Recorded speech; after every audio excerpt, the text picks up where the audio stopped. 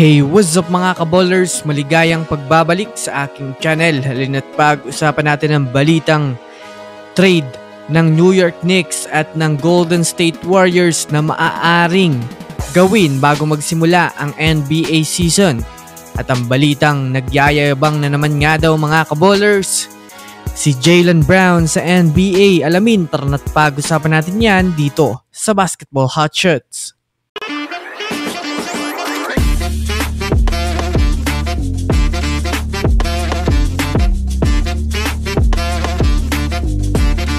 Una nga muna tayong dumako mga kaballers sa balitang nagyayabang na naman nga daw mga kaballers si Jaylen Brown sa NBA.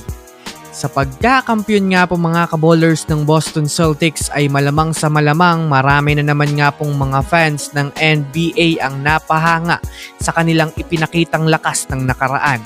Sa katunayan nga po mga kaballers, masasabi pa ring malakas pa talaga mga kaballers ang Boston Celtics hanggang ngayon dahil na rin naman sa kumpleto at healthy pa ang kanilang Big Five. Bukod pa dyan, hindi rin naman nga po nagalaw ang kanilang second unit bagkos na dagdagan pa nga ito.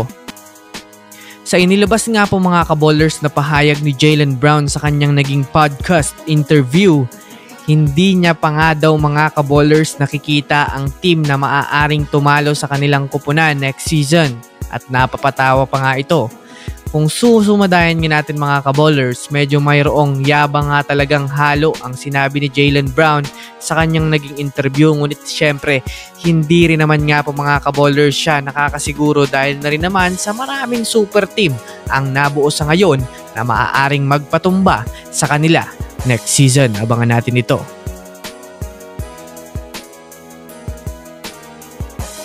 Samantala, dumako naman tayo mga kaballers sa lumabas na trade ng Warriors at ng New York Knicks na maaaring gawin bago magsimula ang NBA season ngayon. Matapos nga po mga kaballers ang pagbuo ng Knicks ng mala super team na lineup next season, ibinulgar na rin naman nga po mga kaballers ngayon ng mga NBA analyst na mayroon na nga pong susunod na move ang Knicks.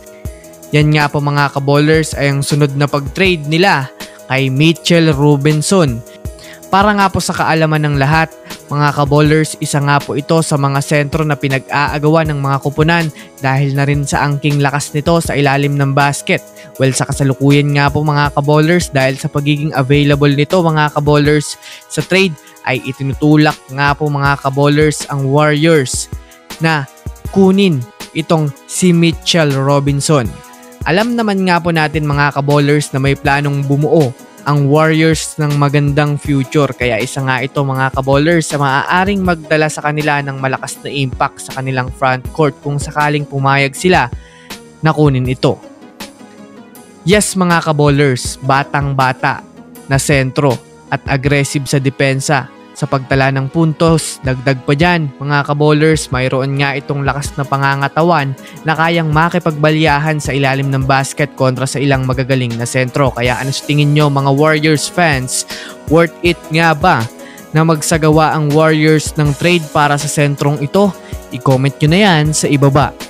So yun lamang mga kaballers, yan lang naman na pag-uusapan natin ngayon. Pindutin ang subscribe and hit nyo na rin ang notification bell para sa mga susunod na updates sa mundo ng basketball. Again, this is Basketball Hotshots. Thanks for watching.